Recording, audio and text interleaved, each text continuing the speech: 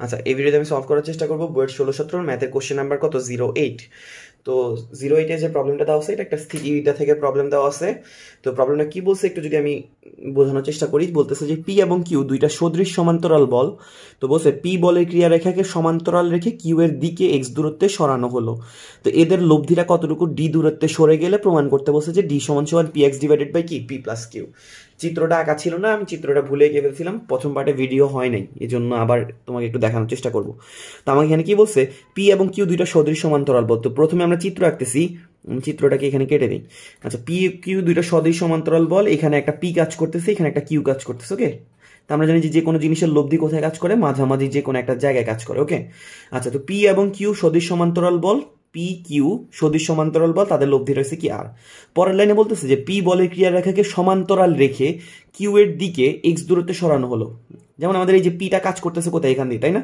এখন এটাকে বলছে যে সদৃশ সমান্তরাল রেখে, মানে তোমার পি বলটা যেদিকে কাজ করতেছিল তুমি সেম ভাবে একই দিকেই রাখবা, তবে তুমি এটাকে কতটুকু দূরত্বে সরাবা, এক্স দূরত্বে সরাবা। এখন তো সরানোর জন্য আমি পিটাকে এদিকেও সরাইতে পারি, এদিকেও সরাইতে পারি, তবে প্রশ্ন বলছে কিউ এর দিকে, কিউ কোন দিকে আছে, এটার ডান দিকে অবস্থিত, তাহলে আমাকে সরানোর সময় এটাকে ডান দিকে সরাইতে হবে। এবং কতটুকু দূরত্ব সরাবো আমাকে প্রশ্ন বলে দিচ্ছে এক্স পরিমাণ দূরত্ব সরাইতে, ঠিক আছে? আচ্ছা, তো নতুন পিটা হয়ে গেছে কোথায়, এখানে। পি এর মান কিন্তু চেঞ্জ হয় নাই, জাস্ট আমি কি করছি, পিটা আগে কাজ করতেছিল এখানে, এখন কাজ করতেছে এখানে। নতুন পিটাকে আমি গোল দিয়ে মানে চিহ্নিত করতেছি আর কি।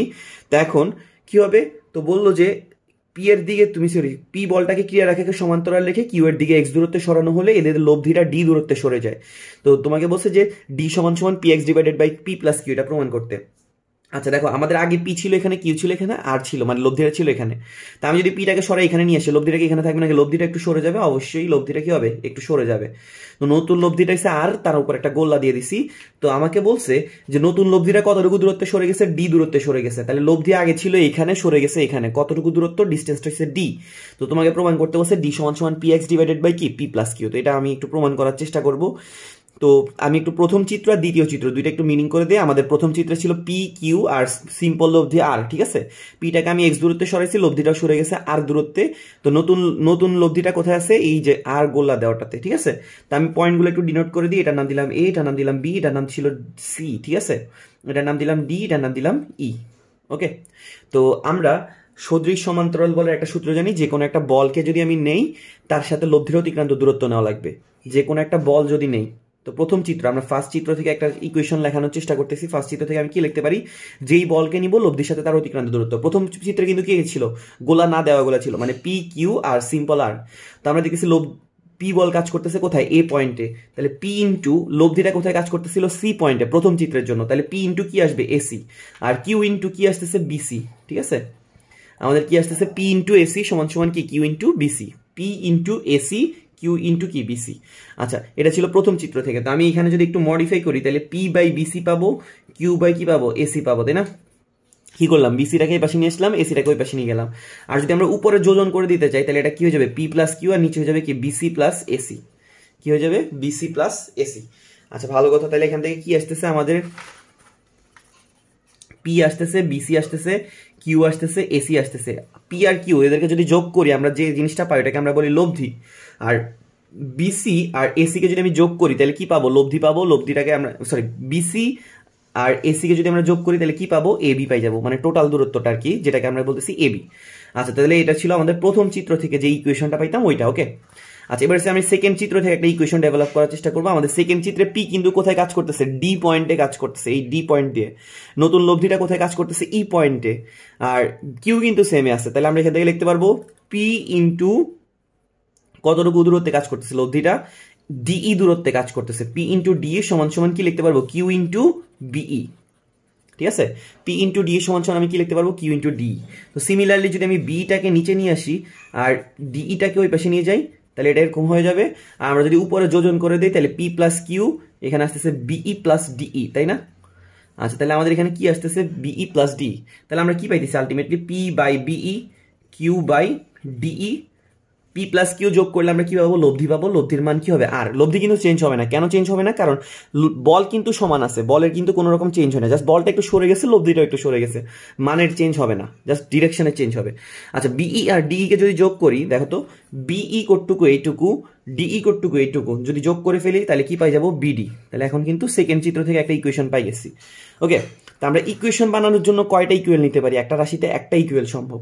তো এখানে কয়টা ইকুয়েল চলে আসছে, দুইটা, তার মানে আমি যে কোনো দুইটা পার্টকে নিব, এই তিনটা পার্টের মধ্যে হয় এই দুইটাকে নিব, হয় এই দুইটাকে নিব, অথবা এই দুইটাকে নিব, তোমার ইচ্ছা, তুমি কোনো সমস্যা নেই।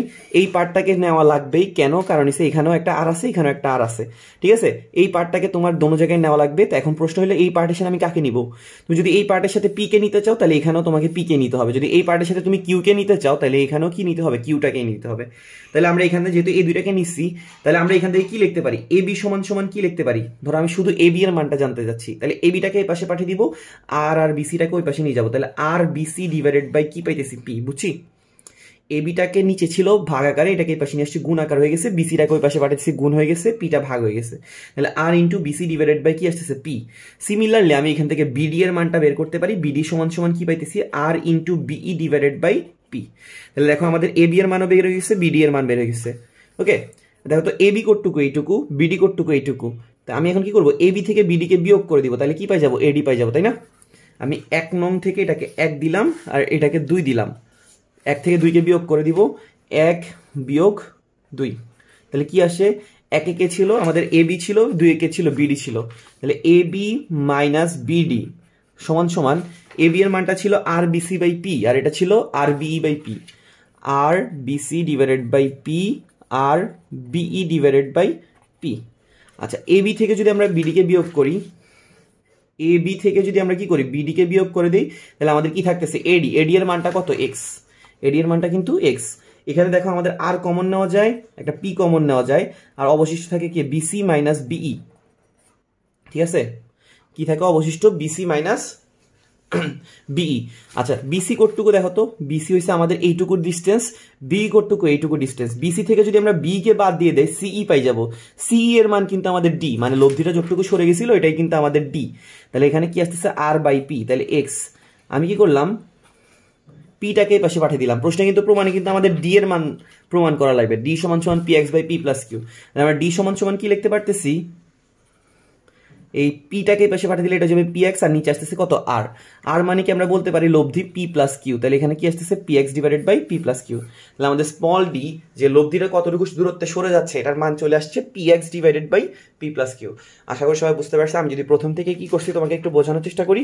আমার এখানে বলছিল পি এবং কিউ দুইটা সদৃশ সমান্তরাল বল কতটুকু দূরত্বে কাজ করতেছে, মানে কাজ করতেছে।